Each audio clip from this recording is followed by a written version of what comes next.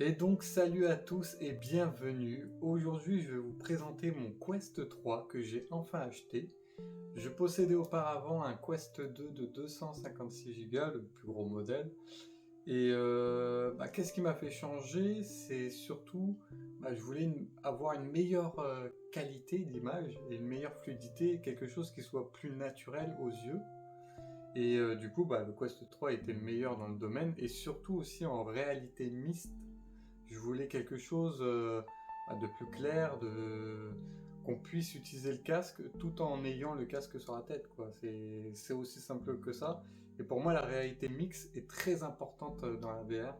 Et quoi de mieux que le Quest 3 pour répondre à cette attente-là. Restez jusqu'à la fin de cette vidéo car je vais vous montrer les équipements que j'ai rajoutés sur mon Quest pour améliorer le confort du casque.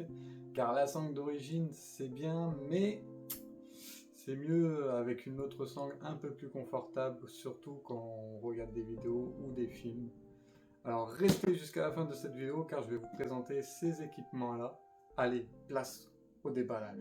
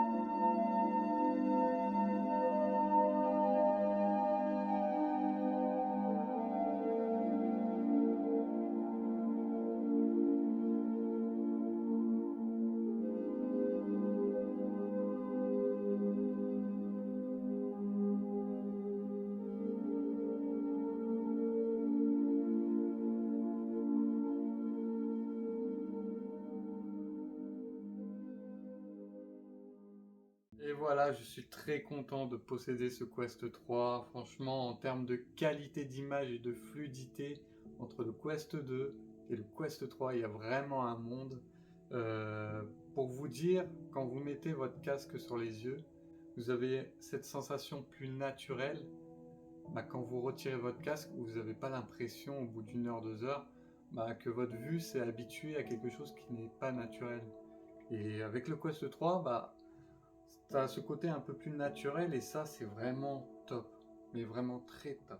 Comme vous pouvez le voir, j'ai rajouté sur le casque une sangle qui améliore le confort. Franchement, c'est largement plus confortable que la sangle d'origine. Alors moi, j'ai choisi une sangle un peu fine derrière parce que je voulais pas les sangles avec les fameuses batteries et extensions de batterie à l'arrière du casque. Même si vous pouvez brancher une batterie externe et la mettre dans votre poche, ça fait le même taf finalement. Et du coup, moi je voulais pas l'avoir sur l'arceau, donc j'ai choisi un arceau simple, mais qui est très confortable. Pour moi, c'était primordial que à l'arrière de la sangle soit fine, car quand vous posez votre tête contre quelque chose, vous n'avez pas ce côté gênant d'une sangle grosse à l'arrière avec la batterie qui vous empêche de bien reposer votre tête. Et j'avais connu ça sur les équipements que j'avais mis sur le Quest 2 avec Bobo, je sais plus quoi. Et le problème à l'arrière, c'est que c'était un peu gros et du coup, quand vous reposez votre tête, ça vous gêne un peu et c'était un peu chiant. Là, c'est un peu plus fin, donc ça pose moins de problèmes, même si vous sentez quand même un peu que vous avez un truc à l'arrière de la tête. Mais en tout cas, cette petite sangle améliore grandement le confort du casque et ça se fait ressentir. Et la prochaine modification, ça sera la protection faciale du casque parce que pour moi, la matière d'origine, elle tient beaucoup trop chaud au visage et c'est assez désagréable sur 1 heure ou 2 heures même. C'est pas très agréable d'avoir le visage qui chauffe. Donc du coup, je vais opter certainement pour une protection faciale en silicone, qui est bien mieux en termes de confort. Et aussi, je vais vous présenter un accessoire pour ceux qui veulent brancher son Quest avec le câble Link. Alors c'est pas un câble officiel, mais il fait tout aussi bien le taf. Alors faites bien attention parce que quand vous utilisez un câble USB-C Quest Link, il faut savoir qu'un câble simple, ça va pas vous permettre de jouer sur votre PC tout en rechargeant votre casque. Et beaucoup de personnes se font avoir en se disant mon casque il est branché au PC avec mon câble USB-C, ça devrait aller. Mais non, malheureusement, avec un câble simple, vous ne pouvez pas recharger à la fois votre casque et à la fois jouer sur votre PC en ayant un transfert de données. C'est pas possible. Vous êtes obligé d'avoir une petite extension sur le câble qui permet de venir apporter une alimentation supplémentaire au câble, tout en permettant tout simplement de recharger votre casque. En tout cas, j'espère que j'ai été clair sur l'explication du câble. Alors voici la boîte de la sangle Kiwi, je pense que ça se prononce bien Kiwi. Une très bonne sangle, j'en suis très content. En tout cas, je suis très fier de posséder ce Quest 3. Alors j'ai pris le 128 Go parce que le 500 Go à 700 euros, bon, ça sert à rien et vous avez toujours l'opportunité de brancher un SSD par exemple externe si vous avez besoin de plus de place. Donc pas besoin de prendre celui-là à 500 Go, 128 Go c'est très bien et pas besoin de plus. Après pour des gros joueurs de jeux vidéo qui n'ont pas envie sans arrêt de désinstaller leur jeu, vous avez toujours la possibilité, comme je l'ai dit, de brancher un SSD avec plus de place au moins. Ça vous permet de stocker vos vidéos, vos images, vos jeux dessus. En tout cas, j'espère que cette vidéo sur le déballage du Quest 3 vous a plu.